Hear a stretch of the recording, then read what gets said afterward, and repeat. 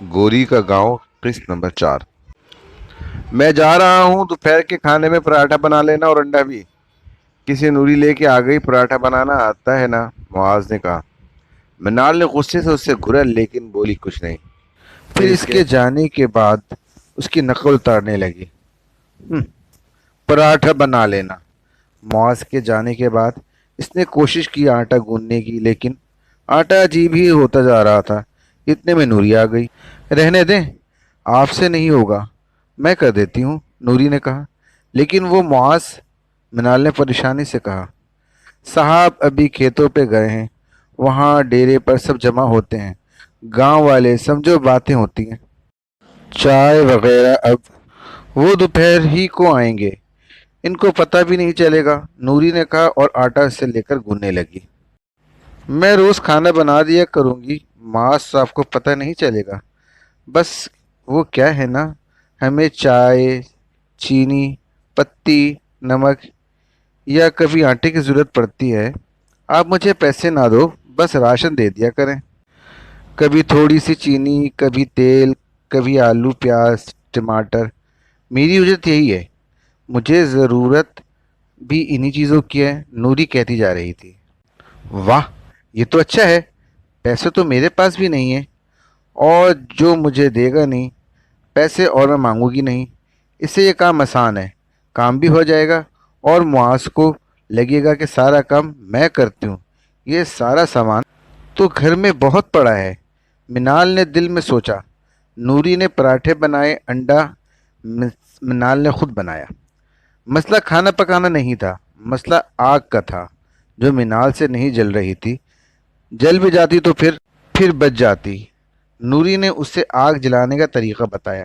आप सिलेंडर मंगवा लें, इसमें आपको आसानी होगी, नूरी ने सुला दी। मुआज के आने से पहले नूरी अपने घर चली गई। मिनाल ने किलो जितना आटा उसे दिया। आज के दिन के मुआज को देखते ही मिनाल ने झाड़ू उठाया और दिखाया कि वो काम करने में मसरूफ़ है। सफाई नूरी ने कर दी थी। कचरा था भी नहीं, बस दरख्त से गिरने वाले चंद पत्ते थे और अंदर धुआं, धूल मिट्टी। मुआज अंदर दाखिल हुआ तो देखा मिनाल के हाथ में झाड़ू है और वो साफ ज़मीन पर खाली झाड़ू फिरती जा रही है। मुआज ने एब्रो झुकाए और कमरे में चला गया। मिनाल को खाना कमरे में ले आ दी। तुमने बनाया है? मुआज ने पूछा। मिनाल ने बच्चों की तरह सर असबात में हिला दिया। पराठा देखकर मुआज के लबों पर मुस्कुराहट फैल गई। बेवकूफ़ लड़की, इतने सालों से नूरी के हाथ के पराठे खा रहा हूँ। पहली नज़र और पहले निवाले में पहचान जाता हूँ कि नूरी ने बनाए हैं, मुआज ने दिल में कहा और खाने लगा। मिनाल गुलाबी रंग का सूट लेकर नहाने चली गई। मुआज खाना खाने के बाद फूलों को पानी देने लगा। नहाकर निकली और मेकअप बॉक्स खोला। हल्का सा अच्छा सा मेकअप किया।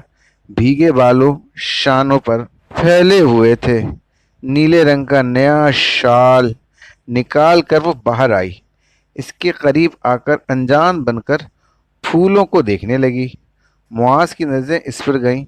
वो चोर निगाहों से इसकी तरफ देखता जा रहा था। मुआज फिर बाहर चला गया और शाम को ही वापस आया।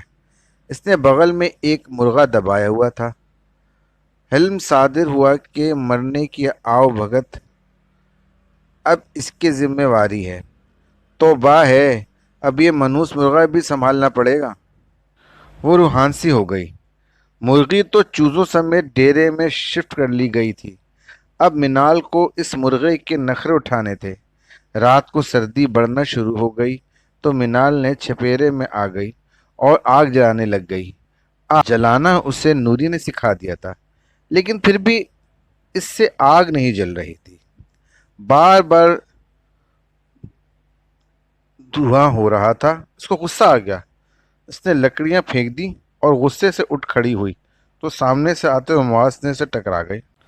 उफ, देखकर नहीं जल सकती, मुआज ने उसे कंधों से पकड़कर बोला। मिनाल ने इस गैर मुतवक्का टक्कर की वजह से डर गई थी और बस इसकी आंखों में देखे जा रही थी। वो उसे हल्का सा झुका कर बोला, चलो अंदर, रात बहुत हो गई है। معاذ نے اس کا ہاتھ پکڑ کر آگے بڑھا۔ منال کھنچتی چلی آئی۔ کمرے میں آ کر غور کیا تو اب تک منال کا ہاتھ اس کے ہاتھ میں تھا۔ پاگل لڑکی، میرا ہاتھ کیوں پکڑا ہوا ہے؟ وہ اس کا ہاتھ جھٹک کر بولا۔ میں نے کب؟ آپ نے خود ہی میرا ہاتھ پکڑا تھا۔ منال چونک کر بولی۔ وہ بڑی زبان چلنے لگی ہے میڈم کی، وہ بیڈ پر لیٹ کر بولا۔ منال چارپائی پر لیٹ گئی اور کمبل اپنے اوپر تان دی۔ اس کا دل اب تک زور سے دھڑک رہا تھا۔ کتنا اچھا لگ رہا تھا اس کا یوں ہاتھ پکڑ کر چلنا۔ پہلی بار معاذ نے اس کا ہاتھ پکڑا تھا، پہلی بار منال نے اس کا لمس محسوس کیا تھا۔ منال اب کمبل کے نیچے اپنے ہاتھ کو پکڑے مسکرا رہی تھی۔ ایسا ہی کچھ حال معاذ کا بھی تھا، اس نے بھی یہ لمس پہلی بار محسوس کیا تھا۔ معاذ نے اٹھ کر بتی بجھا دی۔ اب وہ کروٹ بدل رہا تھا۔ بار بار دن میں گزرتے چلے گئے، بنا کر سمجھ نہیں آ رہی تھی کہ آخر معاذ نے یہ شادی کیوں کی تھی جب اسے منال سے کوئی سروکار ہی نہیں تھا۔ تو ایسا بھی ہو سکتا ہے کہ وہ مجھ سے شادی کے لیے راضی نہیں تھا اور چچا نے زبردستی کی تھی۔ اس نے سوچا کام کا اسے کوئی مسئلہ نہیں تھا، وہ صلاح کی کام پر چور نوری سے جلدی سارے کام کروا لیا کرتی تھی اور سارا کریڈٹ خود۔ معاذ کے سامنے اڑوس پڑوس کی خواتین کے ساتھ اب اس کی اچھی خاصی دوستی ہو چکی تھی۔ ان میں سے کوئی نہ کوئی روزانہ اس کے گھر آ جاتی اور کافی دیر تک باتیں کرتی۔ کبھی منال کو ان کا آنا اچھا لگتا اور کبھی وہ تنگ ہوتی۔ ہوٹل اس لیے ہوتی تھی کہ خواتین اس سے معاذ کے متعلق سوالات کرتی تھی جن کا اس کے پاس کوئی جواب نہیں ہوتا تھا۔ اس کے گھر میں کافی درخت تھے اور ان میں چڑیاں اور بلبل، وہ فاقہ اور کچھ پیندو کی تو وہ نام بھی نہیں جانتی تھی۔ نماز صبح فرش پر گندم کے دانے پر ڈالتا تھا۔ آج تک وہ بول محبت کے نہیں بولے موصوف نے۔ سارا پیار ان چڑیے کووں بلبل پر نچھاور ہو رہا ہے، ان مرغی اور چوزوں پر مہربانی کی جا رہی ہے، مگر 5 فٹ کی یہ لڑکی نظر نہیں آ رہی ہے۔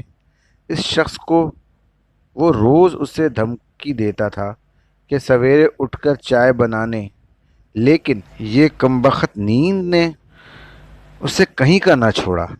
وہ روز خود چائے بناتا، منال کو روز صبح بنی ہوئی چائے مل جاتی۔ ناشتہ وہ دونوں ہی نہیں کرتے تھے، ایک یہی بات ہے اچھی میری ہر جانے کی۔ وہ چائے پیتے پیتے مسکرا دیتی۔ معاذ اس کو یوں مسکراتا دیکھتا تو اسے کبھی کبھار منال کی ذہنی حالت پر شبہ ہونے لگتا۔ آج حلیمہ خاتون اپنی بہوؤں اور بیٹیوں سمیت آئیں۔ منال دیکھ کر حیران ہوئی کہ یہ سب کون ہیں۔ حلیمہ خاتون تو گھر میں اپنے ایک بیٹے علی اور شوہر سمیت رہتی ہیں، پھر یہ کون ہے؟ منال نے سوچا۔ صاحبہ بھابھی اور ناز بھی بہت اچھی تھی، ان سے بہت کچھ جاننے کو ملا۔ وہ سب پڑھائی لکھائی ماڈرن تھی۔ حلیمہ کے بڑے بیٹے عاشر کی پوسٹنگ اسلام آباد میں تھی اور صاحبہ بھابھی ان کی بیوی تھیں، اور ناز کے شوہر کراچی میں ڈاکٹر تھے۔